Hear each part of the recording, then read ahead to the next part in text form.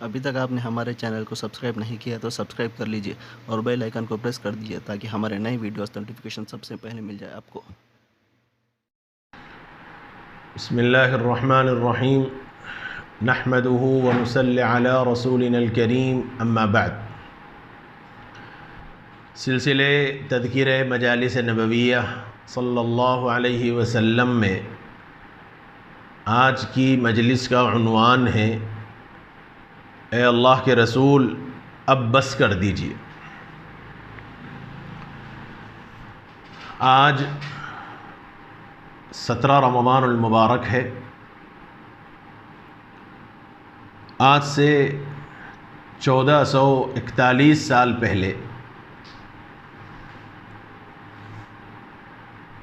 جس وقت یہ ویڈیو شوٹ کیا جا رہا ہے بالکل غالباً یہی وقت رہا ہوگا کافروں اور مسلمانوں کی ایک چھوٹی سی جماعت کا مقابلہ ہونے والا ہے۔ ایک طرف ایسا لشکر ہے جس کے پاس مکمل ہتھیار ہیں،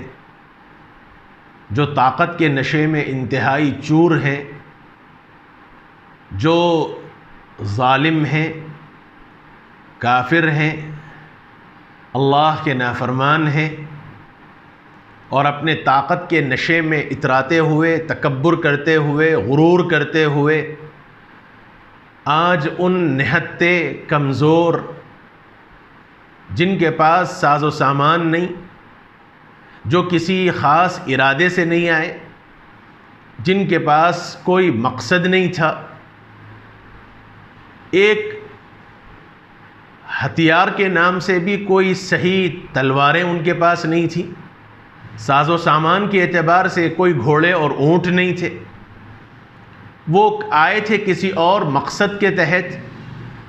اور ظالموں نے ان کو اپنے طاقت کے بل پر کسی اور کام میں الجھا دیا، بلکہ مجبور کر دیا۔ یہ ایک بیک گراؤنڈ ہے، ایک پس منظر ہے جو آپ کے سامنے پیش کیا گیا۔ آپ سمجھ گئے ہوں گے میری مراد غزوہ بدر سے ہے، جو اسلام کا سب سے پہلا معرکہ ہے،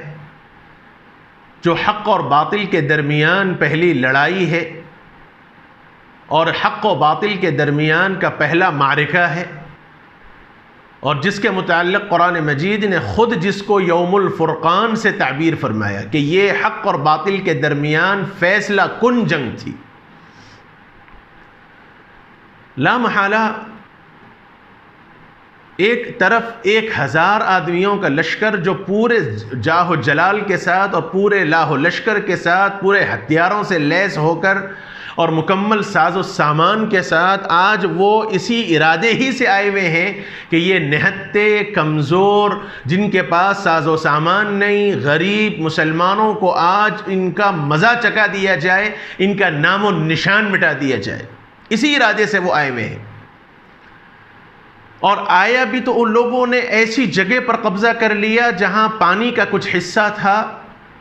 ایک بالکل چٹیل میدان، اطراف پورا گرد و غبار، جہاں پاؤں رکھنا مشکل تھا۔ جو حضرات بدر گئے ہوئے ہیں، بدر کے مقام کو جنہوں نے دیکھا ہے، وہ اس پس منظر کو سمجھ سکتے ہیں۔ اطراف پورا ہر طرف سے پورا ریتیلا علاقہ، پاؤں رکھنے سے، اور ریتی کا اگر طوفان اور گرد و غبار کا طوفان آ جائے تو انسان اس میں ڈوب جائے، ایسی جگہ پر ایک چھوٹا سا پانی کا کنواں تھا۔ ریگستان میں اولاً تو پانی ملتا نہیں،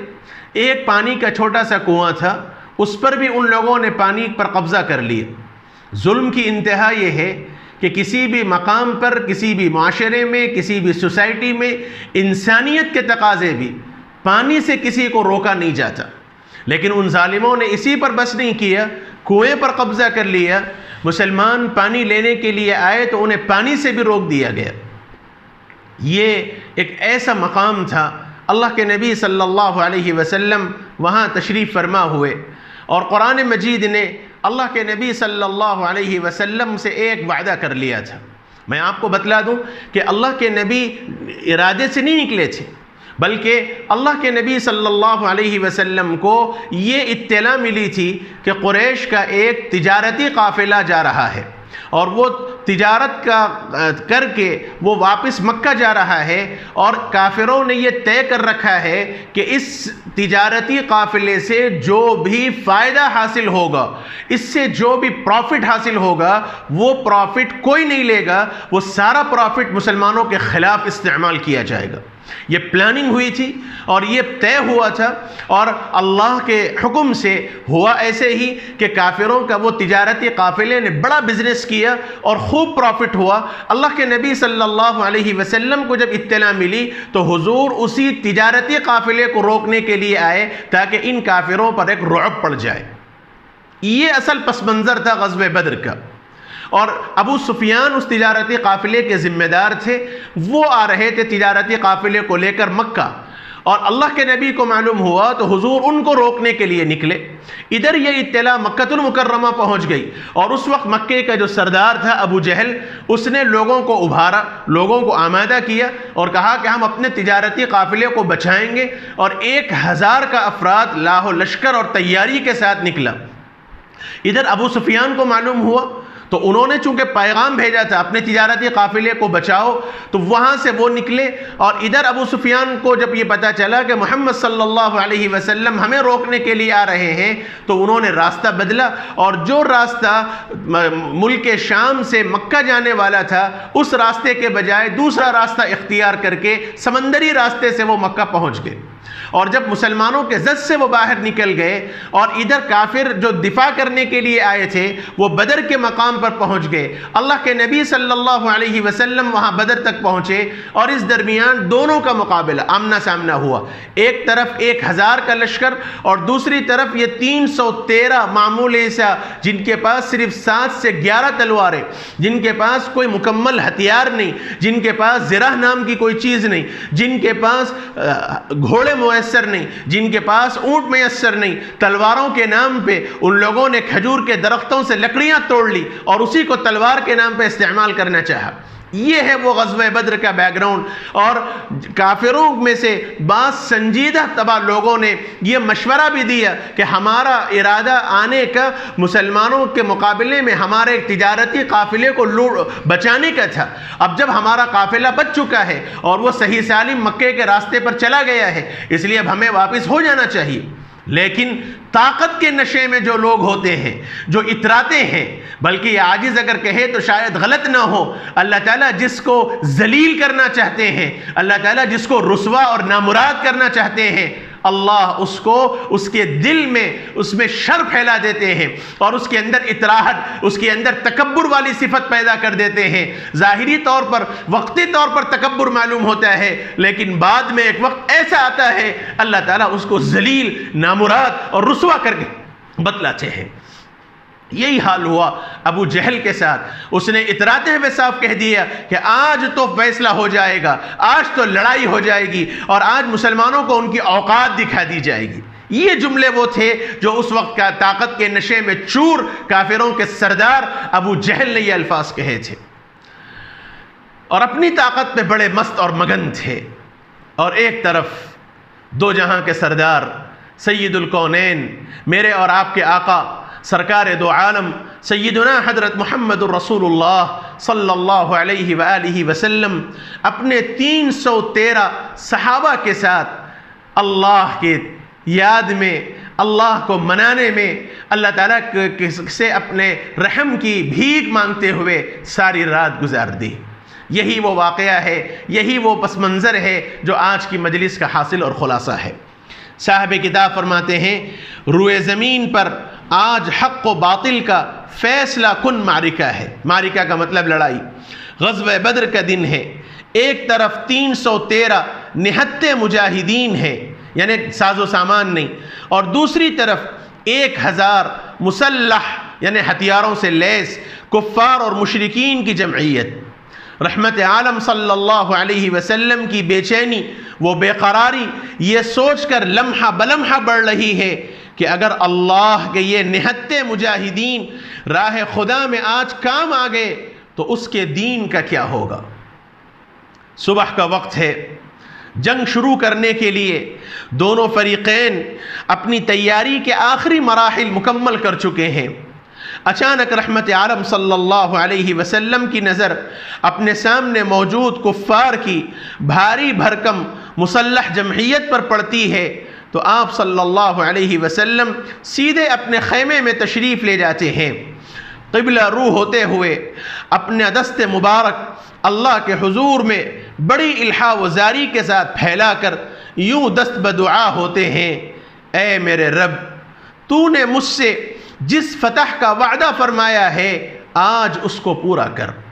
اللہ تعالیٰ نے وعدہ کیا تھا نبی سے 2 قافلوں میں سے ایک قافلہ آپ کو ہم دیں گے۔ وَإِذْ يَعِدُكُمُ اللَّهُ إِحْدَى الطَّائِفَتَيْنِ أَنَّهَا لَكُمْ۔ ذرا وہ وقت یاد کرو جب اللہ تعالیٰ نے تم لوگوں سے وعدہ کیا تھا کہ 2 جماعتوں میں سے، یعنی ایک تجارتی قافلہ جو ابو سفیان کا تھا یا تو وہ تمہیں دیں گے جس کے نتیجے میں تمہیں خوب مال مل جائے گا، یا ایک تمہیں اللہ تعالیٰ فتح دیں گے، کافروں پر غلبہ تمہیں عطا فرمائیں گے۔ وَتَوَدُّونَ، اور تمہاری یہ خواہش ہوگی کہ تمہاری ایک طاقت ہوگی۔ وَيُرِيدُ اللَّهُ أَن يُحِقَّ الْحَقَّ بِكَلِمَاتِهِ وَيَقْطَعَ دَابِرَ الْكَافِرِينَ، یعنی تمہاری خواہش تو یہ تھی، اللہ تعالیٰ نے 2 قافلوں میں سے ایک دینے کا وعدہ کیا تھا، اور تمہاری اس موقع پہ خواہش یہ تھی کہ مال مل جاتا تو ہماری ضرورتیں پوری ہوتی، ہم تیاری اچھی طرح کرتے، لیکن اللہ نے اس کے مقابلے میں فرمایا اللہ تعالیٰ کچھ اور چاہتا تھا۔ اللہ یہ چاہتا تھا کہ کافروں کے مقابلے میں تمہارا غلبہ ہو جائے اور کافروں کی تم جڑیں کاٹ دو، یہ اللہ تعالیٰ کا فیصلہ تھا۔ تو وہ جو اللہ تعالیٰ نے 2 قافلوں میں سے ایک میں فتح اور مدد دینے کا وعدہ کیا تھا، اللہ کے نبی صلی اللہ علیہ وسلم نے اسی کا واسطہ دے کر دعا فرمائی کہ اے میرے رب، تو نے مجھے جس فتح کا وعدہ فرمایا ہے آج اس کو پورا کر۔ اے اللہ، اگر آج تیرے یہ بندے آج کے دن شہید ہو گئے، یعنی کافروں کے مقابلے میں ہمارے پاس کوئی ساز و سامان نہیں ہے، اسباب کے اعتبار سے ہم بالکل خالی ہیں اور اس سامنے بڑے لاہ و لشکر والے ہیں، اے اللہ آج کے دن اگر ان کافروں کے مقابلے میں یہ مسلمان شہید ہو گئے تو مالک روئے زمین پر تیری عبادت کا سلسلہ ہی قیامت تک بند ہو جائے گا، اس لیے کہ یہ آخری امت ہے اور اس کے بعد کوئی امت آنے والی نہیں ہے۔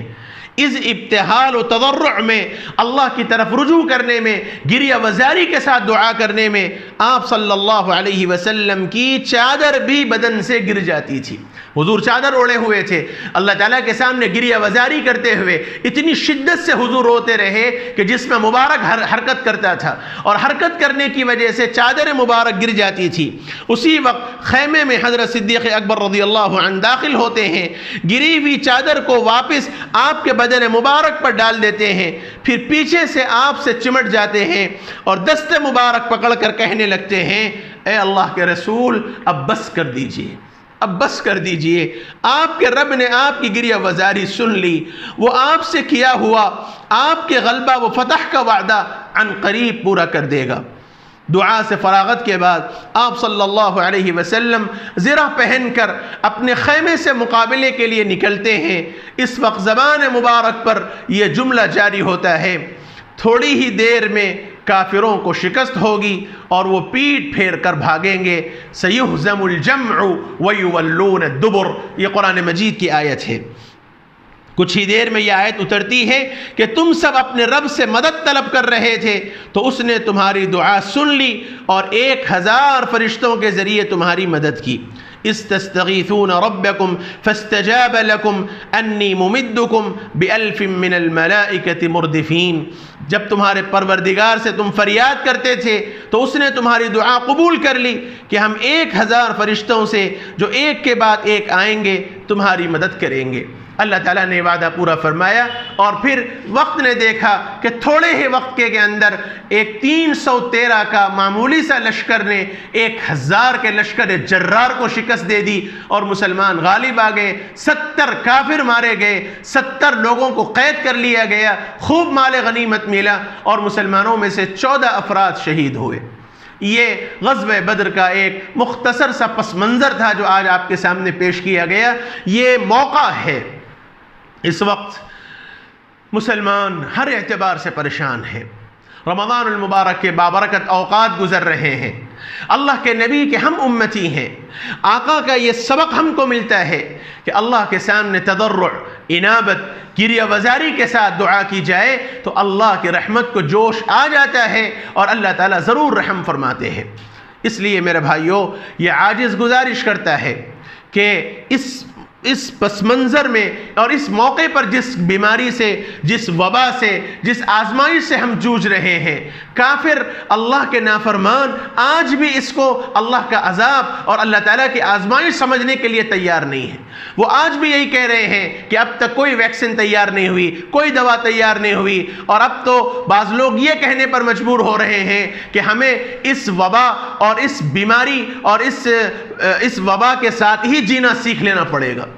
لیکن ہم مسلمان اللہ کی ذات پر یہ یقین رکھتے ہیں کہ اللہ کی ذات قادر مطلق ہے. جس اللہ نے یہ وبا دی ہے وہی اللہ اس بیماری سے چھٹکارا دینے پر قادر مطلق ہے. بس ضرورت اس بات کی ہے کہ ہم سچے پکے انداز میں رجوع ہوں. مسلمان تو غمخوار ہے، مسلمان ہر ایک کے ساتھ خیرخواہی کرنے والا ہے. اس لیے اللہ سے دعاؤں کا بڑا اہتمام کرنا چاہیے. بقیہ جو 13-14 دن باقی رہ گئے ہیں، وقت کو بڑا غنیمت سمجھیے. ایک ایک وقت اور ایک ایک لمحہ اللہ کی یاد میں گزاریے، دعاؤں کا اہتمام کیجئے. خاص طور پر اس بلا سے، اس وبا سے اور اس آفت سے، اس مصیبت سے بچنے کے واسطے اللہ سے دعائیں کا اہتمام کیجئے. دعائیں کیجئے کہ مالک اپنے گھر میں ہمیں لوٹا دے، اپنے گھر میں بابرکت طور پر مسجدوں کو ہمیں آباد کرنے والا بنا دے. اللہ ہمیں اپنے گھروں سے